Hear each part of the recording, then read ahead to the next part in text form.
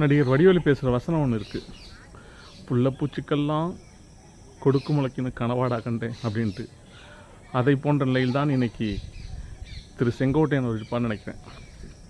வீடியோக்குள்ள போய் டீட்டெயிலாக பேசலாம். Welcome to Arakkural YouTube channel. நான் உங்கள் நியமத் முகமது. நேற்று தான் செங்கோட்டையன்கள் பத்திரிகையாளரை சந்தித்து 10 நாட்கள் கெடு விதித்தார் எடப்பாடி பழனிசாமிக்கு. இந்த 10 நாட்களுக்குள்ளே அதிமுக நீக்கப்பட்டவர்கள்லாம் மீண்டும் சேர்த்துக்கணும் அப்படின்ட்டு. இன்றைக்கி அதுக்கான பதிலை கொடுத்துருக்காரு எடப்பாடி பழனிசாமி. அதாவது திண்டுக்கல்லில் பிரச்சார கூட்டத்துக்காக சென்றிருந்த அவர் அங்கே அதிமுக நிர்வாகிகள் திண்டுக்கல் ஸ்ரீனிவாசன் மற்றும் நத்தம் விஸ்வநாதன் உள்ளிட்ட மூத்த கட்சியினர்கள் ஆலோசித்து இன்றைக்கி ஒரு முடிவு அறிவிச்சிருக்காரு. அதாவது செங்கோட்டையனை கட்சியின் அனைத்து பொறுப்புகளிலும், அதாவது அதிமுக அமைப்பு செயலாளர் மற்றும் மாவட்ட செயலாளர் என்ற 2 பதவிகளிலிருந்தும் நீக்கி அறிக்கை வெளியிட்டிருக்கார். இதன் மூலமாக எடப்பாடி பழனிசாமி தன்னுடைய எதிர்வினையை காட்டிவிட்டார். நேற்று நான் 2 விதமாக சொல்லியிருந்தேன். இது செங்கோட்டையன் பாஜக சொல்லி தான் செய்வதற்கும் வாய்ப்பு இருக்கிறது. அப்படி இல்லைனா பாஜக தன்னை பயன்படுத்தி கொண்டு கழட்டி விட்டாங்க என்ற ரீதியில் தன்னிச்சையாகவே இப்படி ஒரு முடிவு எடுத்து பேட்டி கொடுத்தாரா என்று 2 விதமாக ஒரு கருத்து கூறியிருந்தேன். ஆனால் நேற்று செங்கோட்டையன் பேசிய ஒரு விஷயத்தை நான் கவனிக்க மறந்துட்டேன்.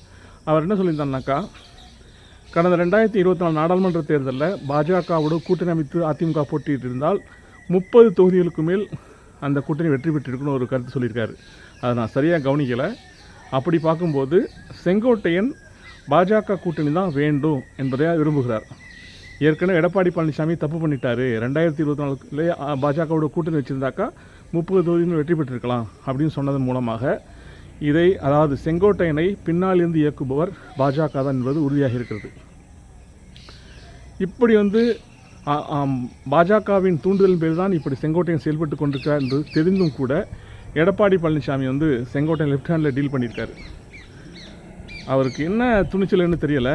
ஏன்னா பாஜக பொறுத்த வரைக்கும் அதிமுகவுடைய துணை இல்லாமல் அவர்களோடு கூட்டணி அமைக்காமல் அவர்களால் ஒரு சீட்டு 2 சீட்டு கூட ஜெயிக்க முடியாது. அதுதான் பாஜகவோட இல்லாமல் தமிழ்நாட்டில் கடந்த நாடாளுமன்ற தேர்தலில் தேசிய ஜனநாயக கூட்டணி 18% வாக்கெடுத்துச்சு அப்படின்னு சொல்கிறதெல்லாம் ஃபுல்லாக ஹம்பக். ஏன்னா அதிகபட்சமாக பாஜகவுடைய வாக்கு சதவீதம் என்பது தமிழ்நாட்டில் 3% எப்போதுமே இருந்திருக்கு. மேக்ஸிமம் அதிகமாக அந்த அண்ணாமலையெல்லாம் கடுமையாக உழைச்சார், அப்படி பண்ணார், கட்சிக்கு முக்கிய சுத்தீர் கொடுத்தாருன்னு சொன்னதுனால ஒரு 4%, 5% இருக்கலாம். இதுதான் பாஜகவுடைய கட்சியுடைய பலம் தமிழ்நாட்டில். அப்படி இருக்கும்போது இந்த 5% ஓட்டை வச்சுட்டு ஒரு தொகுதியோடு ஜெயிக்க முடியாது என்பதை சரியாக புரிந்து கொண்ட பாஜக இப்போ என்ன பண்ணுறாங்கனாக்கா, இவ்வளவு நாளாக இந்த தேர்தல் ஆணையத்தை கையில் போட்டுட்டு ஏதாவது கோல்மால் பண்ணி ஜெயிக்கலாம் அப்படின்ட்டு ஒரு வாய்ப்பு இருந்துச்சு. அந்த வாய்ப்பையும் ராகுல் காந்தி ஓட்சோரி அந்த அவருடைய கேவலமான வேலையை வெளிப்படுத்தி முகத்திரையை கெளுத்து விட்டார். பாஜகவும் தேர்தல் கமிஷன் இணைஞ்சு தான் இப்படிப்பட்ட வேலைகள்லாம் பண்ணிகிட்டு இருக்காங்க அப்படின்ட்டு அவர் அதையும் வெளிப்படுத்தி விட்டதால் இப்போ தமிழ்நாட்டில் ஒரு பர்ஃபெக்ஷனை கொண்டு வரணும். அதாவது பர்செப்ஷன், அதிமுக எல்லா பிரிந்து போன அணிகள் தினகரன், சசிகலா, ஓபிஎஸ் எல்லாமே அதிமுகவோடு இணைந்து விட்டார்கள். அதனால் இப்போ அதிமுக ஒரு பலமான கட்சி ஆயிடுச்சு அப்படின்ட்டு மக்கள் மத்தியில் ஒரு பர்செப்ஷனை உருவாக்குனாக்கா எதையாவது கோல்மால் பண்ணி கூட ஜெயிக்கலாம். அதற்கு முதல்ல அதிமுகவுடைய அனைத்து அணிகளும் இணைய வேண்டும் என்பது தான் இப்போ பாஜகவுடைய முக்கியமான ஒரு திட்டமாக, அதை செயல்படுத்தத்தான் இந்த செங்கோட்டையன் கருவியாக பயன்பட்டிருக்கிறார். ஆனால் எடப்பாடி பழனிசாமி பொறுத்த வரைக்கும் இந்த பொதுச் செயலாளர் பதவி என்பது வராது வந்த மாமணி, அந்த ஒரு பெரிய பொக்கிஷமான பதவி. அந்த பதவி நமக்கு கிடச்சிருக்கு. இதை இந்த பிரிஞ்சு போன கட்சியில் நீக்கப்பட்ட சசிகலா, ஓபிஎஸ், தினகரன்லாம் மீண்டும் கட்சியில் சேர்த்துக்கிட்டாக்கா சொல்லுவாங்கள்ல, அந்த சோத்து மூட்டைக்குள்ளே எளிய வச்ச கதையா, அது மாதிரி ஆகிடும். எப்படி இருந்தாலும் நம்மளை அந்த கட்சி பொதுக்குழு செயற்குழுலாம் கூட்டி நம்ம கட்சி பதவியாக பிடிக்கிடுவாங்க என்ற பயம் அவருக்கு இருக்குது. அதனால தான் அவர் உறுதியாக இருக்கார். யார் எது சொன்னாலும் சரி, சசிகலா, ஓபிஎஸ், தினகரன் நான் மீண்டும் கட்சியில் சேர்த்துக்கவே மாட்டேன்.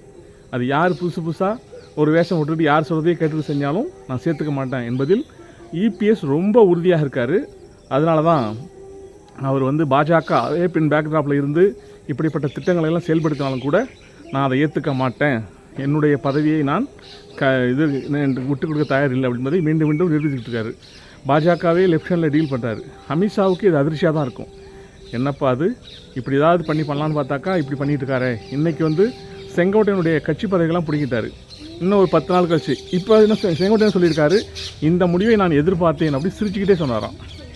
சிரிச்சுக்கிட்டு சொன்னாலும் கூட இந்த நான் கொடுத்த 10 நாள் கெடு என்பது தொடர்கிறது, இந்த 10 நாளுக்குள்ளே ஒரு முடிவை எடுக்கணும் அப்படின்னு அவருடைய ஸ்டாண்டில் அவர் உறுதியாக இருப்பதாக அவர் பேட்டி கொடுத்துருக்காரு. ஆனால் அவர் இன்றைக்கே தான் கட்சி பொறுப்பிலேருந்து அமைப்பு செயலாளர் மாவட்ட செயலாளர் பதவியிலும் தூக்கிட்டாரே. அதனால் இன்னும் சில நாட்களில் கட்சியுடைய அடிப்படை உறுப்பினர் பொறுப்பில் இருந்தும் செங்கோட்டையன் நீக்கப்படுவதற்கு வாய்ப்புகள் அதிகமாக இருக்கிறது. சரிப்பா, இப்போ செங்கோட்டையனுக்கு வந்து பேக்டாப்லேருந்து இயக்கியது வந்து பாஜக தான். இப்போ செங்கோட்டையனுக்கு இப்படி நிலை ஏற்பட்ட உடனே பாஜக அவருக்கு சப்போர்ட் பண்ணுமா அப்படின்னு நம்ம எதிர்பார்த்தா வாய்ப்பே இல்லை ராஜா, வாய்ப்பு இல்லை. ஏன்னா பாஜக வந்து யாரையும் பயன்படுத்தும், அவர்களால் எந்த பயனும் இல்லைனாக்கா அவர்களை சப்போர்ட் பண்ணி நிற்காது, கண்டுக்காமல் போயிட்டே இருக்கும். ஏன்னா இப்போ வந்து அவங்களுக்கு தேவை வந்து அதிமுகவோட கூட்டணி தான். அதிமுகவோட கூட்டணி வச்சா தான் தமிழ்நாட்டில் அவங்க என்ன நினைக்கிறாங்கனாக்கா, ராகுல் காந்தி வந்து பார்லிமெண்ட்டில் சொன்னார், you never ever rule the people of Tamil Nadu. அதாவது நீங்கள் ஒருபோதும் தமிழ்நாட்டு மக்களை ஆட்சி செய்ய முடியாது, அதுக்கான வாய்ப்பே கிடையாது அப்படின்ட்டு பாஜகவை பார்த்து பாராளுமன்றத்திலேயே ராகுல் காந்தி பேசினார். அதை வந்து அவங்கள சீண்டி விட்டுருச்சு. எப்படியும் நம்ம வந்து தனிப்பட்ட முறையில் ஆட்சி பிடிக்கிறது கஷ்டமாக இருந்தாலும் கூட அதிமுக கூட்டணி அமைச்சராவது கூட்டணி அமைச்சரில் பங்கு பெற்றாவது அவர் ராகுல் காந்தி சொன்ன வார்த்தையை பொய்யாக்கணும் என்பதில் அந்த பாஜக வந்து ரொம்ப உறுதியாக இருக்குது. அதனால தான் அவர்கள் வந்து பலவிதமான செயல் திட்டங்கள் மூலமாக எப்படியும் அதிமுகவை இணைக்கணும். அதிமுக வந்து பலம் பெறுவதை அவருக்கு விரும்பவில்லை, இருந்தாலும் கூட வேறு வழி இல்லை. இந்த எலெக்ஷனை பொறுத்த வரைக்கும் அவங்க ஏதாவது ஒரு 2 சீட்டு 4 சீட்டு ஜெயிக்கணும், ஒரு 20 சீட்டுக்குள்ளே அவங்க ஜெயிக்கணும்னு நினைக்கிறாங்க. அதுக்கு வந்து இந்த அதிமுக மீண்டும் ஒன்றிணைக்கப்பட்டு பர்செப்ஷன் வார், அதாவது அதிமுக பலமான கட்சி ஆகிடுச்சுப்பா. தினகரன் ஏற்கனவே 4% ஓட்டு வாங்கியிருந்தார், இபிஎஸ் 3 லட்சம் ஓட்டு பாராளுமன்ற தொகுதியில் வாங்கியிருந்தார்.